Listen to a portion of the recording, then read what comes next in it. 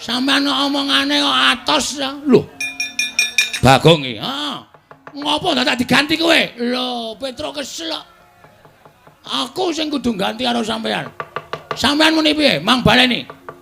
Sampeyan ngendika napa? Mang baleni. Lho, kowe malang krek ning ngarepe Baladewa. Kowe ora ngormati karo Baladewa. Kowe ora ngajeni karo Baladewa. Mbok anggap aku ki apa parat? Sik, Mas. Ngene ya, wong Jawa ki ana tetembungan, nek kowe kepengin diajeni ngajenono. Nek kowe kepengin dibasani basanono, nek kowe kepengin ditata kramani, kowe tata krama. Ana tetembungan, nek kowe ora gelem dijiwit aja jiwit, nek ora gelem ditabok aja nabok. Sampeyan wis ora ngajeni kok. Dapur kowe kok tak ajeni, Bapak. Kowe mau muni piye? Kowe mau muni piye? Tru. Iki mau muni piye, Tru? Lho. Aku iki kelingan ora. Aku ora do makler mau. Ngene iki muni ngene iki. Muni piye rada jejane ya. Petro. Kowe bali yo. Omong karo bapakmu. Kon ngilo karo gitoke, kon ngilo karo cengele. Bapakmu kok bangun kayangan ki. Bapakmu ki gablek apa? Sing nggo mbayar cengele kae piye? Dian. Aduh. Enggak kuat aku, Tru. Nek enggak kuat nesu, Gong. Aku nek ora kuat semaput e. Padune arep mundur. Anjur semaput ora. Muni ngono kuwi. Edan tenan Baladewa. Aku tak takon karo kowe.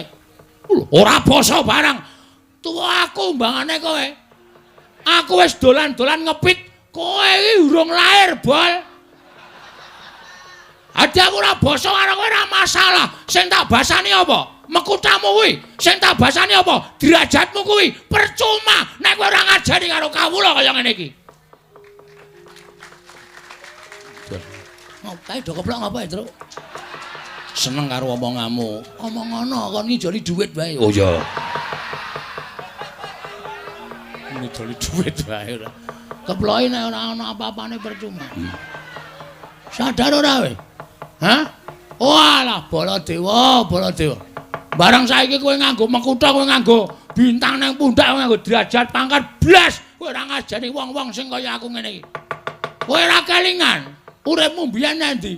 Uripmu nang Widara Kandang, kowe dititipke karo Demang Sagopa karo bapakmu Prabu Basudewa. Mergo jaman semana war dipateni karo Kangsa. Ngerti kaya ngono, mbiyen tak keke Kangsa men modar. Ngerti nek sifatmu kaya ngono lho. Aku sing nutup-nutupi nek prajurite Kangsa goleki sampean, aku sing nutup-nutupi nganti totoh nyawa.